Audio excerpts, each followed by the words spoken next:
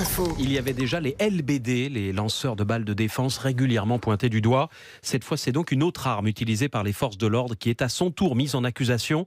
La grenade lacrymogène instantanée. C'est l'explosion de l'une de ces grenades qui a sérieusement blessé un manifestant gilet jaune avant-hier à Paris devant l'Assemblée nationale. L'homme a eu une partie de la main arrachée. Bonjour Ariel Halimi. Bonjour. Vous êtes l'avocat de cet homme, membre également du bureau de la Ligue des droits de l'homme. D'abord, dans quelles circonstances précises a-t-il été blessé ? Alors il a simplement essayé de se protéger de cette grenade qui arrivait sur lui en tendant la main pour essayer d'éviter quelque chose qui pouvait ressembler à une explosion, et malheureusement il a eu la main arrachée à cause de cette grenade explosive qui a été jetée par les forces de l'ordre. C'est-à-dire il a attrapé une grenade qui était à terre. Ah non, il ne l'a pas du tout attrapé, en tout cas au vu des déclarations il a rattrapé qui m'ont au été vol. faites. Non, pas du tout, au vu des déclarations qui m'ont été faites par son père, il a simplement essayé de se protéger en mettant sa main en protection devant lui, et c'est à ce moment-là que la grenade a explosé. Donc il ne l'a pas, contrairement à ce qu'on a pu entendre ce week-end et voir sur certaines vidéos, tenté d'attraper cette grenade pour la relancer quelque part. Pas au vu des déclarations de sa famille. Il a été opéré hier, comment va-t-il ? Et pour l'instant, il est complètement, pas vraiment inconscient, mais presque. Il est sous antidouleur. C'est quelque chose d'extrêmement douloureux. C'est quelque chose de très traumatisant. J'ai même pas encore eu le temps de lui parler. Je n'ai eu que son père pour l'instant au téléphone. Alors je précise qu'il s'agit bien d'une grenade lacrymogène instantanée, ce qu'on appelle une GLI F4. Il faut rappeler les circonstances également. Certains manifestants ont attaqué les palissades qui se trouvent devant l'Assemblée nationale à Paris. Des projectiles sont lancés. D'après le ministère de l'Intérieur, les gendarmes à ce moment-là n'ont pas d'autre choix pour se protéger que de lancer ces grenades. Qu'est-ce que vous répondez ?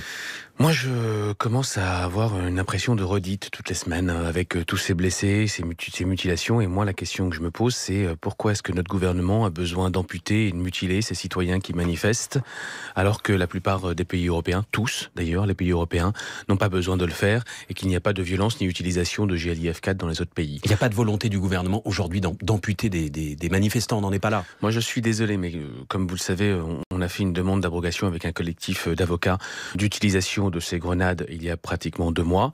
Le gouvernement, le ministère de l'Intérieur n'a jamais daigné répondre. S'il avait répondu et s'il avait suspendu l'utilisation de ces grenades, aujourd'hui, nous n'en serions pas là. Aujourd'hui, ce jeune homme n'aurait pas perdu sa main. Ça veut dire que vous allez plus loin. Aujourd'hui, désormais, l'étape, c'est quoi ? C'est le Conseil d'État ?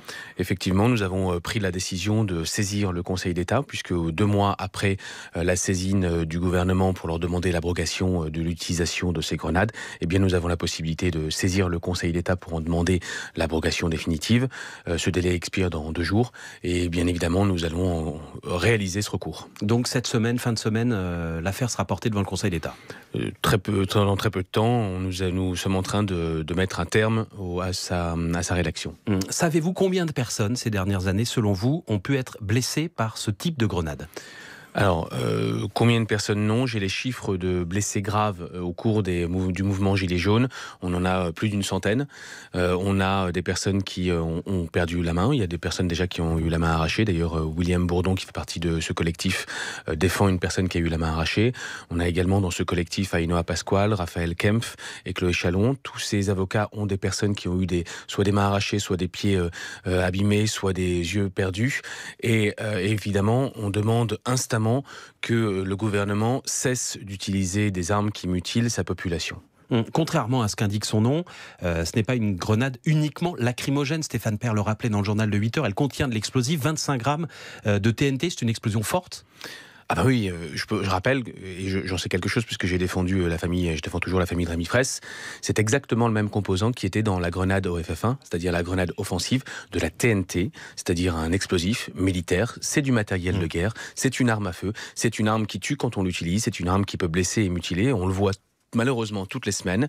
Donc évidemment, on se demande pourquoi on utilise du matériel de guerre contre des civils en France pendant les manifestations. Est-ce que c'est pas tout simplement parce que cette arme de défense, elle a permis d'éviter des morts pendant les manifestations ces derniers mois ? Écoutez, parce qu'elle permet aussi d'éviter le corps à corps entre forces de l'ordre et manifestants. Ah non, elle permet pas d'éviter le corps à corps, elle permet simplement d'exploser et de mutiler. C'est à ça que sert cette grenade. Je rappelle que c'est le même type de grenade qu'on utilisait également pendant la guerre, pendant la Première Guerre mondiale, contre des ennemis en matière militaire. C'est pas une grenade qui permet de se défendre. Il y a d'autres moyens pour se défendre quand on est dans les forces de l'ordre. Mais par exemple, vous avez des canons à eau, vous avez des protections.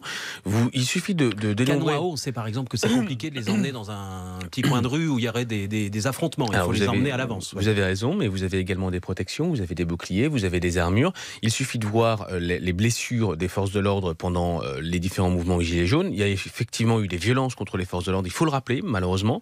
Il faut d'ailleurs les sanctionner. Ces violences n'ont pas donné lieu à des blessures extrêmement graves, sinon on en aurait entendu parler de la part du gouvernement et du ministère de l'Intérieur. Vous craignez pas, si on interdit les LBD et maintenant ces grenades-là, que les forces de l'ordre n'aient plus rien dans leur panoplie, tout simplement? Alors malheureusement, ces armes ne sont pas encore interdites, ni le LBD 40 et encore moins la grenade GLIF 4. Je rappelle que le gouvernement lui-même a arrêté de commander ces grenades. Pourquoi ? Parce qu'il a conscience de sa dangerosité et de son inadéquation au maintien de l'ordre. Il se l'aurait suffi de ne pas vouloir épuiser les stocks, comme il le dit si bien, et ça aurait pu permettre d'éviter des blessés extrêmement graves et des mutilés à vie. Merci à vous, Arié Halimi, avocat du manifestant donc blessé à la main avant-hier à Paris et membre du bureau de la Ligue des droits de l'homme. Vous étiez ce matin l'invité de France Info. Il est 8h.